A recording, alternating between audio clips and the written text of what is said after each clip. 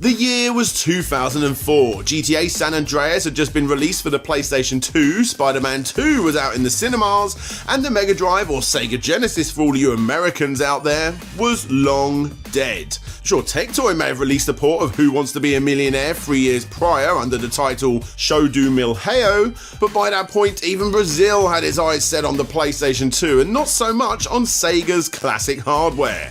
That is with the exception of a now defunct Sega website called Eidolons Inn. This was the place where Sega fans would go to get the latest info on new emulator releases and just genuinely have a good time with like-minded Sega fans. It was here that Tulio Goncalves and Gwenel Goad, also known as Fonzie, set out to create a new game for the aging system. Inspired by the likes of Squaresoft's Chrono Trigger and the Final Fantasy series, they decided to create a JRPG of their own under the title Tavern RPG. This was meant to be a simple project for the Mega CD, with the various community members appearing in the game as either main characters or side characters. Eventually, other community members from Eidolons Inn and Sega 16 liked the idea so much that they would join the project, turning it into a massive fan-made endeavor with a 6-year development cycle. On top of this, the game also grew from its simple roots to a full-fledged fantasy RPG for the Mega Drive. The development process was tough, as none of the development staff were industry professionals, and most were learning as they went whilst developing it. But eventually, in 2010, Tavern RPG was completed and released in physical format under the name Pier Solar, making it the first RPG for the system in nearly 15 years. But this wasn't just any old RPG though. This particular game boasted a 64 megabit cartridge, which completely trumped anything else on the system, including the previous champion, which was Super Street Fighter 2 by 24 megabits. The game also featured an impressive connectivity with the Mega CD in which it would run the game off the cartridge but would unlock additional features such as an improved soundtrack if you bought the accompanying CD as an extra. It even had the occasional Mode 7-like graphics to show off just how capable the console was under the right hands, and indeed, the game was well received by gamers and critics alike, many of which were delighted with the idea of the Mega Drive receiving a brand new game, in an era where everyone was off playing on their PlayStation 3s, 360s and Wiis. Its commercial success also surpassed everybody's expectations, with several reprints being issued over the years, and the studio's co-founder, Gwenel Goad, stating that it's unlikely that any other modern Mega Drive game has sold as much as Pier Solar did. However, despite the success, things weren't so rosy with the studio. Many of its volunteers became frustrated with the project's slow progress, or that their opinions were not being taken into consideration, while others felt that they weren't properly compensated, as they originally signed up for what was meant to be a free game. And even though Pure Solar became a paid product, most of these workers only received physical copies as their payment.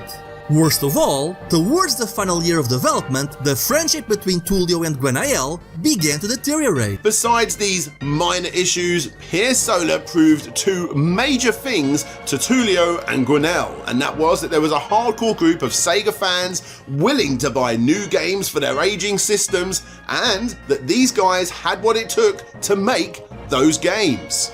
And because of this, the video game studio Watermelon was born. Watermelon was a studio solely focused on developing games for retro systems.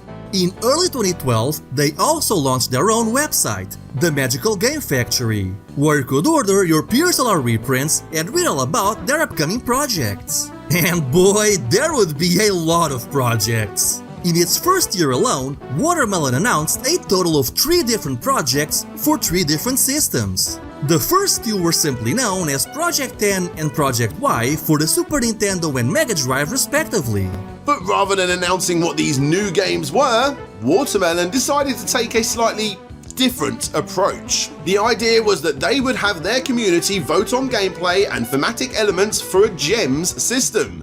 This meant that fans could buy gems from the Magical Game Factory website and vote for whatever style of game that they were more interested in. And the more gems you owned, the more your vote would count. And not only that, but they could also pre-order the game using these gems too, meaning the earlier pre-orders for this game actually date back to 2012. For Project Y, the results of the polls showed that an RPG beat 'em up with a cyberpunk and post-apocalyptic aesthetic was what half the crowd wanted. And for Project N, fans wanted an action/action-adventure title with a light and dark contrast aesthetic. Project Y would of course become Paprium, but Project N, well, we haven't actually got anything to show you for Project N because there's practically no footage to go by. And finally, on top of all of this, in November of 2012, Tulio and Fonzie announced their third project, an HD port of Pier Solar for the Sega Dreamcast, Steam, and other modern consoles, or at least modern consoles for the time. And yes, that does mean a port was originally planned for the Ouya. Remember this thing?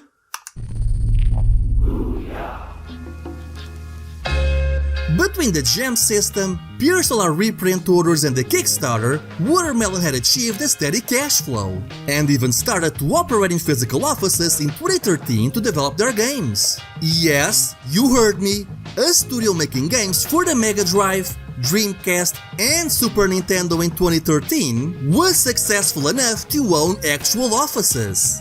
Not only that, but due to the success of Pure Solar and the hype for Watermelon's upcoming projects, the mainstream gaming media was keeping a close eye on the company, constantly writing articles either promoting Pure Solar or their upcoming projects. Suddenly, this small studio now had articles on Eurogamer, IGN, Game Informer, Polygon, Silicon Era, Nintendo Life, you name it, chances are they promoted it. But Watermelon had way more up their sleeve. They were going to be releasing Paprium with a partnership with At Games onto their systems, and on top of that, they were also getting into publishing too.